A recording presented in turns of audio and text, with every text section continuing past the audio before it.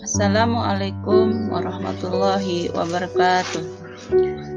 Kita akan membahas mengenai koneksi antar materi modul 3.1. Bagaimana pandangan Ki Hajar Dewantara dengan filosofi Patrap-Triloka memiliki pengaruh terhadap bagaimana sebuah pengambilan keputusan sebagai seorang pemimpin pembelajaran diambil.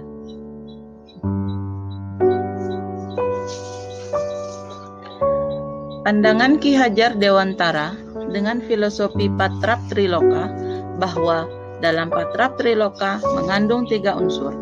Dalam bahasa Jawa dikenal sebagai ingarsa sungtolada atau di depan memberi taladan, ing madya mangun karsa, di tengah membangun kemauan atau inisiatif, dan tuturi handayani, dari belakang mendukung.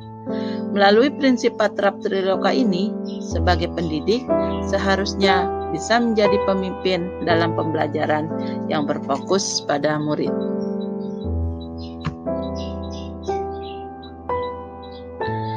Bagaimana nilai-nilai yang tertanam dalam diri kita berpengaruh kepada prinsip-prinsip yang kita ambil dalam pengambilan suatu keputusan.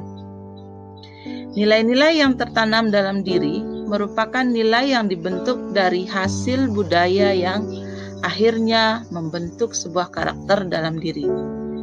Karakter yang terbentuk akan berdampak pada terbentuknya pola pikir yang menjadi sebuah prinsip. Prinsip-prinsip tersebut akan diaplikasikan dalam bentuk pemikiran atau keputusan-keputusan yang diambil ketika harus dihadapkan pada sebuah pengambilan keputusan dalam sebuah permasalahan.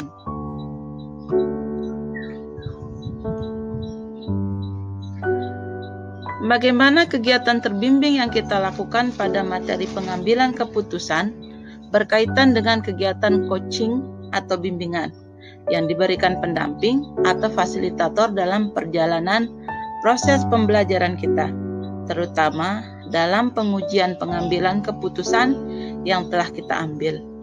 Apakah pengambilan keputusan tersebut telah efektif?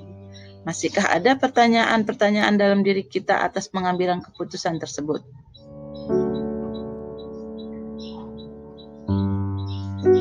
Keterampilan coaching membekali seorang guru menjadi pembelajar dan menjadi coach bagi dirinya dengan mengajukan pertanyaan-pertanyaan untuk memprediksi hasil dan melihat berbagai opsi untuk solusi sehingga dapat mengambil keputusan dengan baik. Dalam proses pengambilan keputusan yang bertanggung jawab diperlukan kompetensi kesadaran diri atau self-awareness, pengelolaan diri, self-management, kesadaran sosial atau social awareness, dan keterampilan berhubungan sosial atau relationship skill. Dan diharapkan pula proses pengambilan keputusan dapat dilakukan secara sadar, penuh, atau mindful, sadar dengan berbagai pilihan dan konsekuensi yang ada.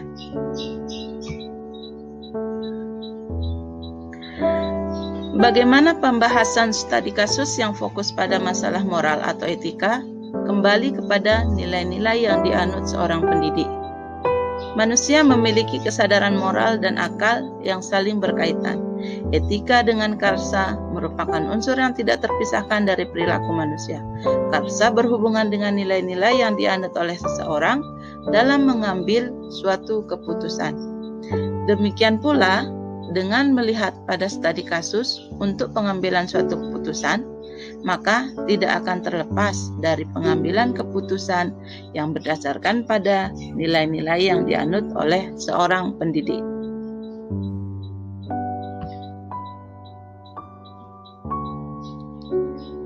Bagaimana pengambilan keputusan yang tepat? Tentunya berdampak pada terciptanya lingkungan yang positif, kondusif, aman dan nyaman.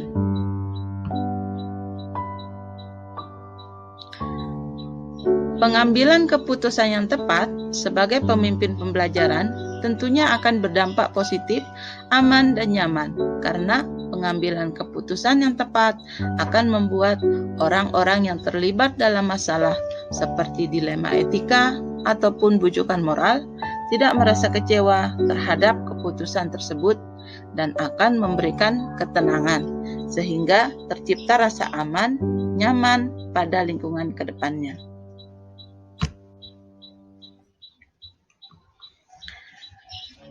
Apakah kesulitan-kesulitan di lingkungan yang sulit dilaksanakan untuk menjalankan pengambilan keputusan terhadap kasus-kasus dilema etika ini? Apakah ini kembali ke masalah perubahan paradigma di lingkungan saya?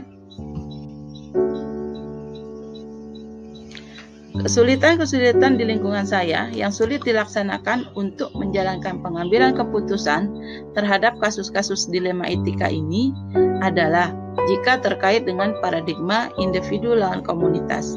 Komunitas di sini yang dimaksudkan adalah ketika saya harus berhadapan dengan sekelompok guru tidak mengikuti aturan sekolah yang sudah disepakati. Terkadang menjadi dilema bagi diri pribadi saya. Apakah harus memberikan teguran ataukah didiamkan saja? Karena mereka seorang pendidik yang seharusnya menyadari akan tugas dan fungsinya sebagai seorang pendidik. Namun, jika saya diamkan, maka akan menyebabkan anak-anak di kelas tidak terurus dan tidak pula mendapatkan hak-haknya sebagai seorang murid.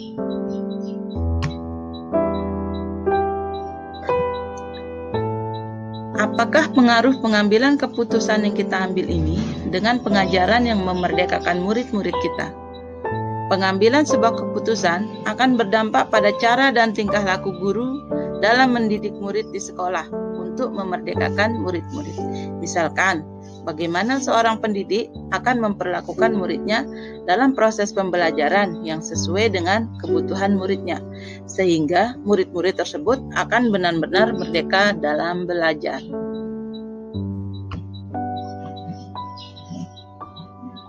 Bagaimana seorang pemimpin pembelajaran dalam mengambil keputusan dapat mempengaruhi kehidupan atau masa depan murid-muridnya.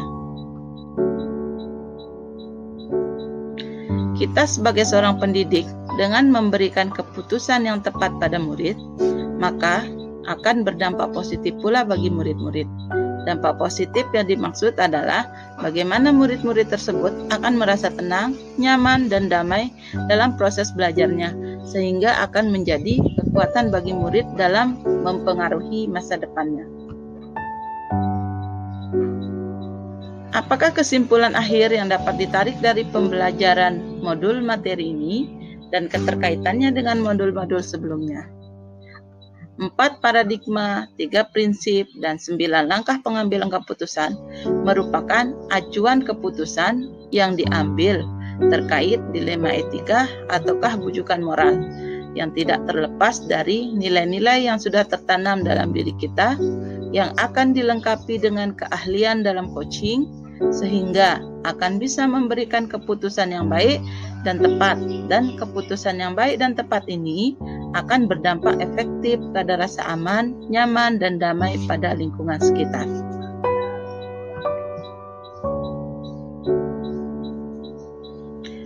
Terima kasih sudah menemani saya hari ini. Salam guru penggerak. Assalamualaikum warahmatullahi wabarakatuh.